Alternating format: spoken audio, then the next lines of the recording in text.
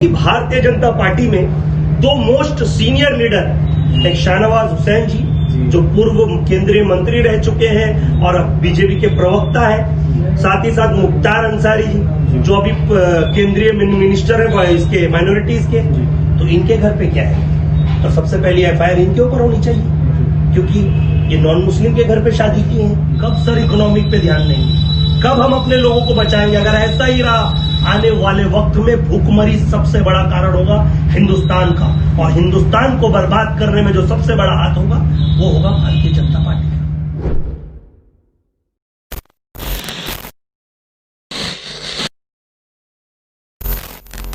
निकलते हैं, आजकल एक बात मुद्दा चल रहा है काफी लव जिहाद का, क्योंकि आप विपक्ष में हैं इसलिए आपसे ये सवाल बनता है कि भाजपा कह रही है कि लव जिहाद के खिलाफ हम कानून लाएंगे, गैर जमानती वारंट होगा उसके खिलाफ, यानी कि जो गिरफ्तार होगा जो भी लव जिहाद करेगा। तो मोहब्बत के बारे में तो मशहूर है ना, मोहब्बत न जाति देखती है न धर्म देखती है। शायरों ने मोहब्बत को बड़ा खूबसूरत बनाया है कि न जाति देखो मोहब्बत, न धर्म देखो मोहब्बत, होती है तो मोहब्बत से ही मतलब है। तो इसमें ये जिहाद का क्या ताल्लुक आया, लव जिहाद का क्या ताल्लुक है इसमें, और ये कानून किस तरह का कानून है? ऐसा लॉयर आपको क्या लगता है पर्सनली? देखिए, मैंने वो राहत इंदौरी साहब की दो लाइनें याद आती हैं कि लगेगी आग तो आएंगे कहीं घर सद में, यहाँ पर सिर्फ हमारा मकान थोड़ी। तो ये पॉइंट है कि भैया तुम लव जिहाद एक उंगली, चार उंगली अगर तुम एक कम्युनिटी के ऊपर उठाते हो तो ये अंगूठा तुम्हारे ऊपर भी जाता है। अब मैं कहना चाहता हूँ कि भारतीय जनता पार्टी में दो मोस्ट सीनियर लीडर, एक शाहनवाज हुसैन जी जो पूर्व केंद्रीय मंत्री रह चुके हैं और अब बीजेपी के प्रवक्ता है, साथ ही साथ मुख्तार अंसारी जी जो अभी केंद्रीय मिनिस्टर है इसके माइनॉरिटीज के। तो इनके घर पे क्या है, तो सबसे पहले एफआईआर इनके ऊपर होनी चाहिए, क्योंकि ये नॉन मुस्लिम के घर पे शादी की है। अगर ये बतला दे सर्टिफिकेट लाके प्रूफ करके तो फिर हम बतला देते हैं, लेकिन मैं आपको लॉ के माध्यम से बताना चाहता हूँ, लड़की 18 साल की बालिग जो होती है और लड़का 22 ईयर्स का ये एज रहता है कि जब वो जैसे कोर्ट मैरिज करने आते हैं तो लड़की एटलीस्ट 19 की होनी चाहिए और लड़का 21-22 के आसपास होना चाहिए। ये शादी हो सकती है अगर ये लड़की हिंदू है और लड़का मुस्लिम है, लेकिन लड़की मुस्लिम होना चाहे वो कन्वर्सेशन सर्टिफिकेट बना सकती है कि मैं इस धर्म को स्वीकार कर रही हूं अपनी मर्जी से। वो रजिस्टर्ड होता है, वो रजिस्टर्ड होने के बाद वहां पर उसके साइन होते हैं, बाकायदा विटनेसेस रहते हैं, विटनेस के डॉक्यूमेंट रहते हैं। उसके बाद उसके रीति रिवाज से अगर वो हिंदू बनना चाहती है नो प्रॉब्लम, वो मुसलमान बनना चाहती है वो उसकी मर्जी से। इसमें कोई फोर्स, कोई प्रेशर नहीं होता, ना वकीलों का ना किसका, क्योंकि उसके डॉक्यूमेंट होते हैं, कन्वर्सेशन सर्टिफिकेट होता है, उसमें प्रॉपर डिटेल भरी जाती है। उसके बाद उसे जो महानगर पालिका, जैसे यहाँ की जो पालिका होगी, वहां से रजिस्ट्रेशन सर्टिफिकेट इशू होता है। तो इसमें लव जिहाद की देखिए अब कैसा है ना कि भारतीय जनता पार्टी के पास इस वक्त मुद्दे नहीं है, मुद्दे सब चले गए। अब जैसे राम मंदिर बाबरी मस्जिद का इशू था, भाई बोले वो तो सॉल्व हो गया, ठीक है। राफेल डील का मुद्दा था, चलिए उसमें तो साफ को क्लीन चिट मिल गई। एनआरसी सीए का मसला था, आपने देखा कि बड़ी बड़ी शक्तियां हिंदुस्तान के दिल्ली स्टेट में थी। ट्रंप एक राष्ट्रपति यूनाइटेड स्टेट ऑफ अमेरिका के दिल्ली में, उनके नेताओं के बड़बोलेपन, दिल्ली में दंगे हुए, लाखों लोग मरे, हजारों मरे, इनके कार्यकर्ता वर्दी में पाए गए, कोई एक्शन नहीं हुआ, क्लीन चिट, दंगे हुए ही नहीं। चलिए ठीक है, वो भी मान लिया। उसके बाद में इनके सबरीमाला जजमेंट आया, वो क्लीन चिट। अब क्या हो गया ना, इनके पास मुद्दे नहीं है। अब कोरोना चल रहा है भाई, कोरोना कैसा, बिहार इलेक्शन था, आपने देखा लाखों की भीड़ थी, तो कोई कोरोना पॉजिटिव नहीं मिला, वहां पे किसी की कोरोना की टेस्टिंग नहीं हुई। वैक्सीन के नाम पे भी राजनीति हो रही है, हमें वोट दो हम वैक्सीन देंगे। साहब दे दिया आपको वोट, कब दे रहे हो वैक्सीन? आपके ऊपर केस होना चाहिए, चीट किया आपने, लोगों को गुमराह किया।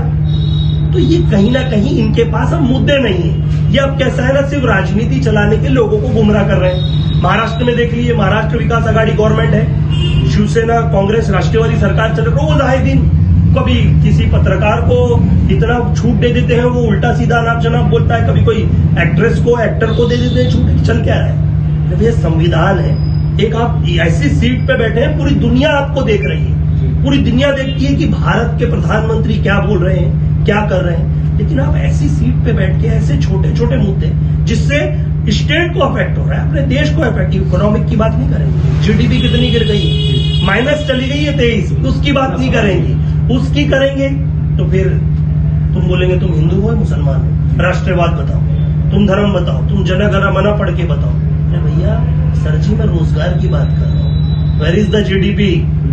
जीडीपी -23 कैसे पहुंच गई सर? इकोनॉमिक, आज हम रुपये से भी गरीब हो गए हैं, हमारी करेंसी बांग्लादेश से भी नीचे पहुंच गई है। कब सर इकोनॉमिक पे ध्यान देंगे? कब हम अपने लोगों को बचाएंगे? अगर ऐसा ही रहा आने वाले वक्त में भूखमरी सबसे बड़ा कारण होगा हिंदुस्तान का, और हिंदुस्तान को बर्बाद करने में जो सबसे बड़ा हाथ होगा वो होगा भारतीय जनता पार्टी का। जहां एक तरफ जब क्रिकेट मैच आता है तो एक तरफ हम पाकिस्तान को जो कहते हैं वो बेटा बोलते हैं और बांग्लादेश को है पोता बोलते हैं। तो जैसा आपने जिक्र किया कि हमारी जीडीपी इनसे भी नीचे गिर गई है, ठीक है, तो निर्मला सीतारमण ने निर्मला जी ने बताया कि ये एक्ट ऑफ गॉड है क्योंकि कोरोना बीच में आ गया है। क्योंकि आप एडवोकेट हैं, एक्ट ऑफ गॉड को अच्छी तरह से एक्सप्लेन कर पाएंगे, तो आप बताइए एक्ट ऑफ गॉड मानेंगे, को जिम्मेदार मानेंगे इन सबका? ये एक्ट ऑफ गॉड शब्द सुन के मुझे मूवी की याद आ गई। परेश रावल जी ने जो भगवान के ऊपर केस किया था, एक्ट ऑफ गॉड, उनकी दुकान भूकंप में क्षतिग्रस्त हो गई थी, तो ओ माई गॉड मूवी का नाम था। तो वैसा ही कहीं ना कहीं जब इनके हाथ में कुछ नहीं रहता है तो ये कहते हैं act of God. Act of God है क्या? ये पूरी दुनिया एक्ट ऑफ गॉड है। ये खुदा की बनाई हुई, ये भगवान की बनाई हुई प्रकृति है। ये आसमां खुदा और भगवान का बनाया हुआ है। आप लोग पैदा हुए वो भगवान की वजह से है, अल्लाह की वजह से है, और आप लोग एक्ट ऑफ गॉड की राजनीति कर रहे हैं। आपसे जीडीपी का सवाल करो, आप एक्ट ऑफ गॉड की बात करते हैं। कहीं ना कहीं ये लोगों के पास इनका बस्तों में खाली पड़ा हुआ है, पिटारा इनका पूरी तरह से खत्म हो चुका है। सिर्फ जुमलों की ये सरकार है, और ये सरकार सिर्फ आरोप प्रति आरोप करके, जब भी आप रोजगार की बात करोगे ये देशभक्त की बात करेंगे। इलेक्शन होने से पहले, इलेक्शन होता है उससे पहले ये ऐसे इमोशनल स्टेटमेंट देने लगेंगे, ऐसे इमोशनल कुछ ऐसी प्रतिक्रियाएं देने लगे, उसके बाद कहेंगे हम भारतीय हैं। अरे साहब, हमारे रगों में भारत का खून दौड़ रहा है। इस देश में आज भी जिन्हें शक है, जब देश की आजादी में 1947 जब देश हमारा आजाद हुआ, आज भी देख लीजिए इंडिया गेट पे 60% मुसलमान माइनॉरिटीज के लोग हैं जिनके नाम उस इंडिया गेट पे हैं। आप लोग बात करते हैं अशफाकुल्लाह का क्यों जिक्र नहीं करते, जिन्होंने इस देश के लिए कुर्बानी दी? मौलाना अब्दुल कलाम आजाद का कोई जिक्र नहीं करता है? किसने? रानी लक्ष्मीबाई, भगत सिंह, ऐसे लोगों का, सदगुरु, राजगुरु, राम बिस्मिल, ऐसे लोगों का जिक्र नहीं। इन्हें जिक्र किसने करना है?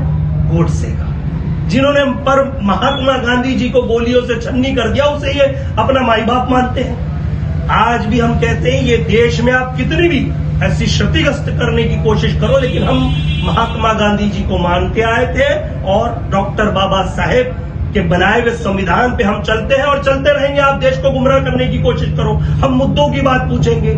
आपने स्टार्ट जब 2014 में सरकार आई, आपने कहा कि मैं चाय बेचता था। सर, आप चाय ऐसे स्टेशन पे बेचते थे जो आज तक कभी स्टेशन नहीं था, तो ये आपने चाय बेची। मैं हाथ जोड़ के आपसे निवेदन करता हूं, सर देश मत बेची।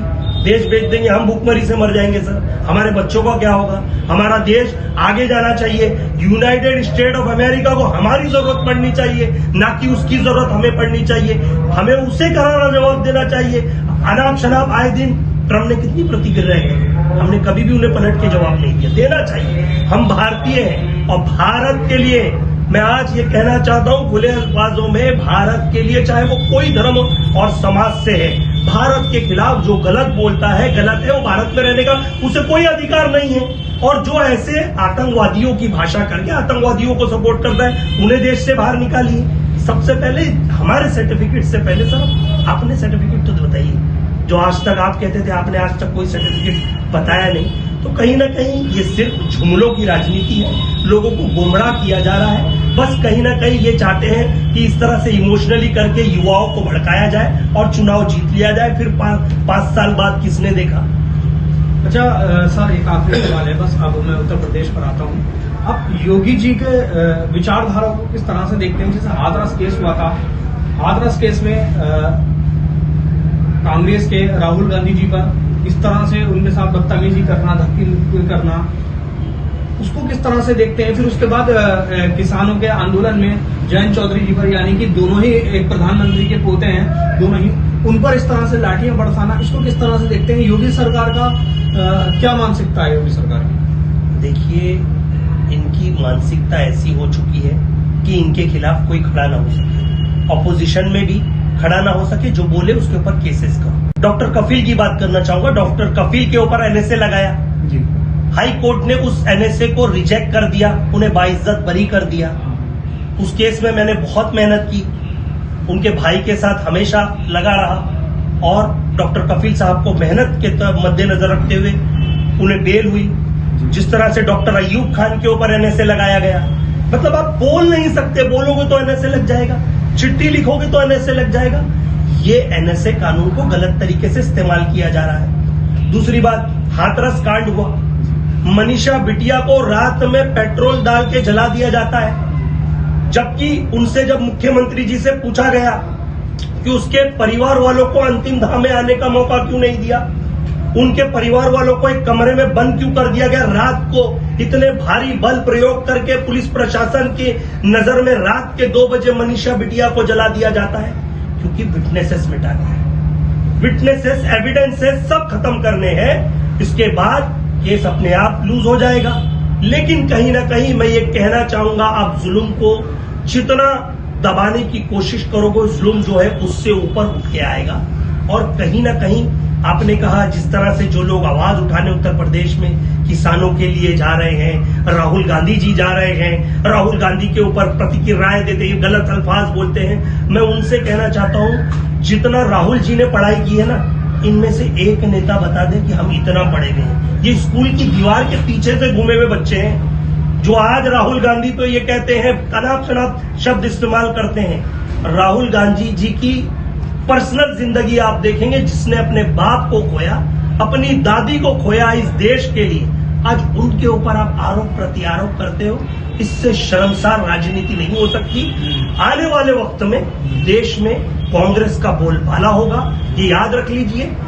हिंदुस्तान में भी कांग्रेस का परचम लहरेगा और इंशाअल्लाह ताला मेरी तो दुआ है, जिस तरह आपने कहा कि संभल में कांग्रेस को लोग लाइक नहीं करते, संभल में कांग्रेस को लोग लाइक नहीं करते, ऐसा नहीं। संभल में अभी तक किसी ने बताया ही नहीं कि कांग्रेस है क्या, कांग्रेस क्या कर सकती है, युवा क्या कर सकते हैं, लोग यहाँ पे रोजगार कैसे ला सकते हैं। कि हमारा सिंपल सा मुद्दा है रोजगार, डेवलपमेंट। वो कब होगा? जब यहाँ पर कोई ऐसा चेहरा होगा जो इस तरीके की राजनीति को सपोर्ट करे, सराहे। हम सभी नेता का स्वागत करते हैं। मैं बस ये कहना चाहता हूं, राजनीति कीजिए, लेकिन लोगों के दिलों से, इमोशन से मत खेलिए, सच्चाई बताइए। आज तक इतने साल हो गए, मैं आता हूं, देखता हूं, पोल लाइटें नहीं लगी हुई है, हाईवे पे आता हूं, अंधेरा लगा रहता है पूरा तरीके से। एंड यूनिवर्सिटीज नहीं है, कॉलेजेस नहीं है, बड़े पैमाने पे हॉस्पिटल नहीं है, बच्चों के लिए पार्क नहीं है, ग्राउंड नहीं है, वकालत करने के लिए बैठने की जगह नहीं है, सेशन कोर्ट, ये कोर्ट आपने सब उधर भिजवा दी। ये मदद करके लाइए ना, हम खड़े होंगे आपको सपोर्ट करने के लिए। लेकिन ये सब चीजें नहीं है, मतलब कहीं ना कहीं फिर वही चल रहा है, लोगों को किसी तरह गुमराह करना।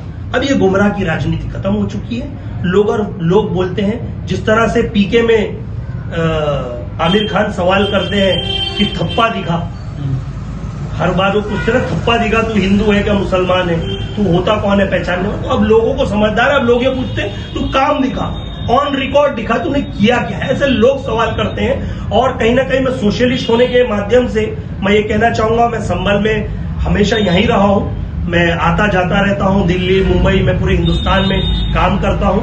और संभल एक बहुत प्यारा शहर है और ये मेरी मिट्टी है, यहाँ पर जन्मे हैं मेरे माता पिता। तो इंशाअल्लाह ताला इस संभल की राजनीति को कभी गिरने नहीं देंगे।